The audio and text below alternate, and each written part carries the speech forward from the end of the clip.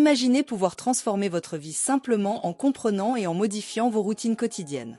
Et si la clé du succès personnel, de l'efficacité organisationnelle et du changement sociétal résidait dans la maîtrise de l'art de la formation des habitudes? Telle est la promesse intrigante du livre de Charles Duhigg, Le pouvoir des habitudes. Pourquoi nous faisons ce que nous faisons dans la vie et dans le travail? Dans notre monde effréné, les habitudes façonnent nos décisions et nos comportements, souvent à notre insu. Nous pouvons nous retrouver piégés dans des routines improductives, peinant à nous libérer de mauvaises habitudes, ou affrontant le défi d'instaurer des changements positifs au sein de nos organisations et sociétés.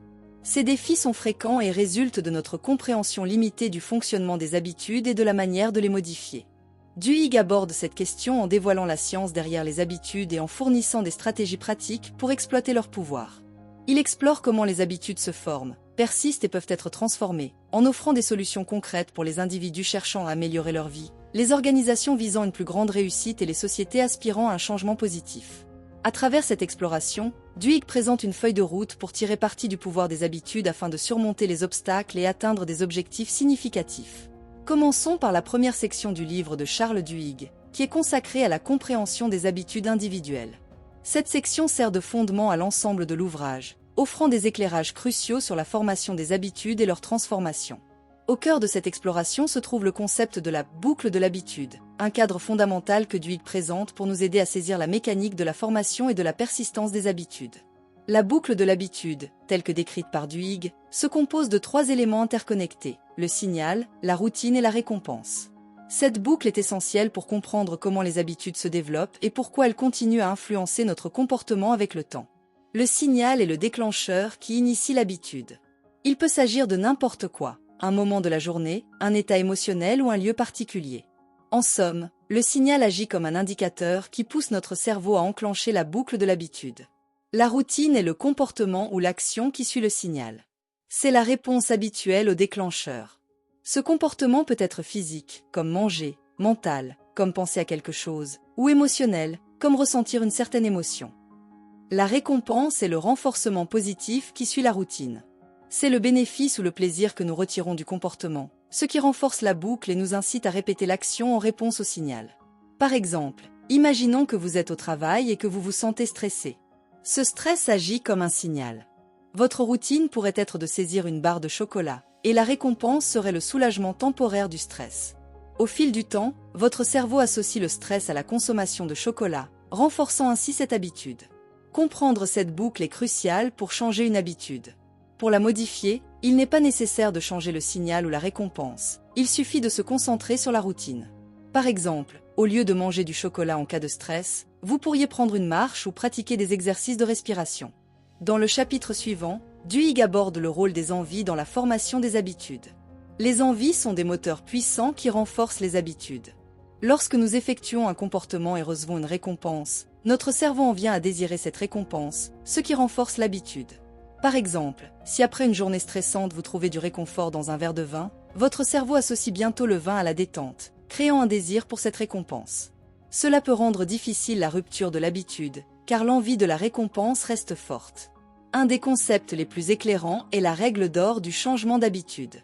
Selon Duhigg, pour changer efficacement une habitude, il faut conserver le signal et la récompense tout en modifiant la routine. Cette méthode permet de modifier une habitude sans perturber l'ensemble de la boucle. Par exemple, si vous voulez arrêter de manger du chocolat lorsque vous êtes stressé, vous pouvez remplacer le chocolat par une autre activité apaisante, comme une promenade. Le signal, stress, et la récompense, soulagement du stress, restent les mêmes, mais la routine change. Cette règle est applicable à diverses habitudes personnelles, qu'il s'agisse de faire plus d'exercice, de mieux dormir ou de gérer le stress. Duhigg introduit le concept d'habitudes clés, qui sont des habitudes ayant un impact disproportionné sur d'autres aspects de notre vie. Une habitude clé peut agir comme un catalyseur de changement plus large en influençant d'autres comportements. Un exemple marquant est l'histoire de Paul O'Neill, qui est devenu PDG d'Alcoa. Son objectif était d'améliorer la sécurité au sein de l'entreprise. Bien que cela puisse sembler limité, cela a déclenché une série de changements positifs, améliorant la productivité, le moral des employés et la performance financière. La section sur les habitudes individuelles dans le pouvoir des habitudes fournit des aperçus précieux sur la mécanique de la formation et du changement des habitudes. Les concepts de la boucle de l'habitude, des envies, de la règle d'or du changement d'habitude et des habitudes clés offre une compréhension approfondie de la manière dont les habitudes influencent nos vies et comment nous pouvons les exploiter pour des résultats positifs. En appliquant ces principes, il est possible d'apporter des changements significatifs dans nos habitudes et d'atteindre nos objectifs. Dans la seconde section de Le pouvoir des habitudes, Charles Duhigg déplace son attention des habitudes individuelles vers les habitudes organisationnelles. Cette partie explore comment les organisations peuvent exploiter la puissance des habitudes pour réussir et traverser des périodes difficiles. Duhigg examine le rôle des crises dans la transformation organisationnelle, l'utilisation stratégique des données pour influencer le comportement des consommateurs, et l'impact des habitudes collectives dans les mouvements sociaux et les transformations organisationnelles. Explorons ces concepts plus en détail. Duhigg commence cette section en examinant comment les crises peuvent déclencher des changements organisationnels. Une crise oblige une organisation à confronter et réévaluer ses pratiques et habitudes existantes.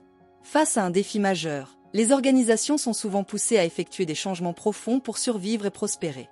L'un des exemples les plus marquants que fournit Duhigg est l'histoire de Paul O'Neill, PDG d'Alcoa dans les années 1980. À son arrivée, Alcoa faisait face à plusieurs problèmes, notamment en matière de sécurité et de productivité. O'Neill a décidé de concentrer ses efforts sur l'amélioration de la sécurité au sein de l'entreprise. Bien que cela puisse sembler être un objectif restreint, O'Neill comprenait que se focaliser sur la sécurité allait au-delà de la réduction des accidents. Il s'agissait de transformer la culture de l'entreprise. En priorisant cette habitude clé, O'Neill visait à instaurer un climat de responsabilité et de rigueur.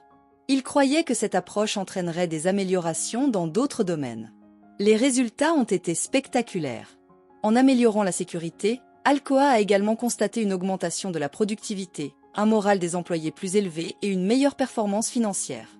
L'accent mis sur la sécurité a eu un effet boule de neige, transformant les opérations et la culture de l'entreprise. Cet exemple illustre comment les crises peuvent devenir des occasions de changement positifs pour les organisations. Duhigg explore également d'autres exemples où des crises ont servi de tremplin pour la transformation. En temps de crise, les entreprises sont souvent contraintes de réévaluer leurs stratégies, rationaliser leurs opérations et innover. L'urgence d'une crise peut créer une clarté et une motivation qui poussent au changement efficace. Les organisations qui adoptent une attitude proactive pendant une crise peuvent en ressortir plus fortes et résilientes. Dans un chapitre notable, Duhigg explore comment des entreprises comme Target utilisent les analyses de données pour prédire et influencer le comportement des consommateurs. Cette approche fondée sur les données offre un avantage concurrentiel en fournissant des informations précieuses sur les habitudes et les préférences des clients. Target est célèbre pour son utilisation sophistiquée des analyses de données afin d'anticiper les besoins et comportements des consommateurs. En analysant les données d'achat et en identifiant des motifs, Target est capable de prédire les futures tendances d'achat et d'adapter ses stratégies marketing en conséquence. Par exemple, Target utilise des algorithmes prédictifs pour identifier les clientes enceintes à partir de leurs habitudes d'achat, ce qui permet à l'entreprise de leur envoyer des promotions personnalisées au moment opportun. Duhigg explique comment Target suit divers comportements d'achat et utilise ces informations pour prévoir les besoins futurs des clients. Ce niveau de précision permet à l'entreprise de créer des expériences d'achat personnalisées et d'améliorer l'engagement des clients. Si l'utilisation des analyses de données procure des avantages importants, elle soulève également des questions éthiques. La capacité de prédire et d'influencer le comportement des consommateurs repose sur la collecte et l'analyse de grandes quantités de données personnelles. Les organisations doivent trouver un équilibre entre l'exploitation des données pour réussir commercialement et le respect de la vie privée des consommateurs. La transparence et des pratiques éthiques sont essentielles pour maintenir la confiance des clients. L'exploration des habitudes collectives et des mouvements sociaux par Duhigg offre un aperçu de la manière dont les comportements de groupe et le leadership peuvent conduire à des changements à grande échelle. Il étudie deux exemples puissants, le boycott des bus de Montgomery et l'église Saddleback. Le boycott des bus de Montgomery, dirigé par des personnalités telles que Martin Luther King Jr. Est un exemple emblématique de la façon dont les habitudes collectives et le leadership peuvent défier l'injustice systémique. Ce boycott, organisé pour protester contre la ségrégation raciale dans les bus publics de Montgomery, a reposé sur une habitude collective de refuser d'utiliser les bus comme moyen de pression. Le succès du boycott a été rendu possible par l'engagement collectif envers un objectif commun et le leadership efficace de personnes comme King. En organisant et en mobilisant la communauté autour d'une cause partagée, le boycott est devenu un catalyseur pour des changements sociaux plus larges. Il démontre le pouvoir des habitudes collectives pour remettre en question les systèmes enracinés d'inégalité et faire progresser les droits civils. Duhigg examine également comment l'église Saddleback, dirigée par Rick Warren, a utilisé la formation d'habitudes pour bâtir une communauté forte et en pleine expansion. L'église a mis l'accent sur la création d'une culture de service et d'implication parmi ses membres. Cela impliquait le développement d'habitudes encourageant la participation aux activités de l'Église, au bénévolat et aux actions communautaires. En cultivant ces habitudes, l'Église a renforcé le sentiment d'appartenance et de mission de ses membres. Ce cas montre comment les habitudes collectives et un leadership efficace peuvent favoriser la croissance organisationnelle et avoir un impact durable. La seconde section de Le pouvoir des habitudes fournit des aperçus précieux sur la manière dont les organisations peuvent exploiter les habitudes pour réussir et affronter les défis. L'exploration des crises comme catalyseur de changement, de la prise de décision basée sur les données et des habitudes collectives offre une compréhension approfondie de la manière dont les habitudes influencent le comportement organisationnel. Les crises peuvent forcer les organisations à traiter des problèmes sous-jacents, menant à des transformations positives. L'utilisation des analyses de données, comme démontré par Target, permet de prédire et d'influencer le comportement des consommateurs, offrant un avantage concurrentiel. Enfin, les habitudes collectives, comme l'illustre le boycott de Montgomery et l'église Saddleback, peuvent déclencher des changements sociaux et organisationnels à grande échelle. En appliquant ces principes, les organisations peuvent tirer parti du pouvoir des habitudes pour atteindre leurs objectifs, s'adapter aux environnements changeants et créer un impact durable. Dans la dernière section de Le pouvoir des habitudes, Charles Duhigg élargit son analyse des habitudes au-delà des individus et des organisations pour examiner leur impact sur les sociétés. Il explore comment les habitudes influencent les structures sociales et comment des changements à grande échelle peuvent être initiés. Duhigg s'intéresse aux limites neurologiques des habitudes tout en abordant les possibilités qu'elles offrent, en particulier en ce qui concerne les changements sociaux. Dans les chapitres finaux, il résume les enseignements clés et propose des conseils pratiques pour appliquer ces concepts dans la vie quotidienne. Explorons ces idées plus en détail. Duhigg commence cette section en explorant le concept de la neurologie du libre arbitre, qui examine la relation entre les contraintes neurologiques et la puissance des habitudes, soulevant des questions sur le degré de contrôle que nous avons réellement sur nos comportements. Au cœur de la discussion se trouve la science des habitudes, qui explique comment elles se forment et comment elles peuvent être modifiées. Les habitudes sont profondément ancrées dans la structure du cerveau, notamment dans les ganglions de la base, une région associée au comportement routinier et automatique. Cette fondation neurologique rend les habitudes très résistantes au changement, car le cerveau utilise ces boucles d'habitudes pour économiser de l'énergie et simplifier la prise de décision. Duhigg souligne que bien que cette fondation neurologique présente des défis, elle offre également des opportunités. La neuroplasticité du cerveau, ou sa capacité à se réorganiser et s'adapter, permet de modifier les habitudes. En comprenant la boucle de l'habitude et en utilisant des stratégies telles que la règle d'or du changement d'habitude, il est possible de reconfigurer les voies neuronales et de développer de nouvelles habitudes plus constructives. Modifier les habitudes au niveau de la société est bien plus complexe que de changer des habitudes individuelles ou organisationnelles. Les habitudes sociétales sont influencées par des facteurs multiples comme les normes culturelles, les structures sociales et les conditions économiques. Ces habitudes sont profondément enracinées, renforcées par une large acceptation et peuvent être particulièrement difficiles à changer. Duhigg reconnaît que le changement des habitudes sociétales nécessite un effort concerté et une approche multifactorielle. Il ne s'agit pas seulement de modifier des comportements individuels, mais aussi de s'attaquer à des problèmes systémiques et d'encourager des actions collectives. Les mouvements sociaux, les changements politiques et les évolutions culturelles jouent tous un rôle dans la formation des habitudes sociétales. Comprendre la dynamique de ces facteurs est crucial pour amorcer des changements significatifs à grande échelle. Dans les derniers chapitres, Duhigg résume l'impact que la compréhension des habitudes peut avoir sur la réussite, tant au niveau personnel que sociétal.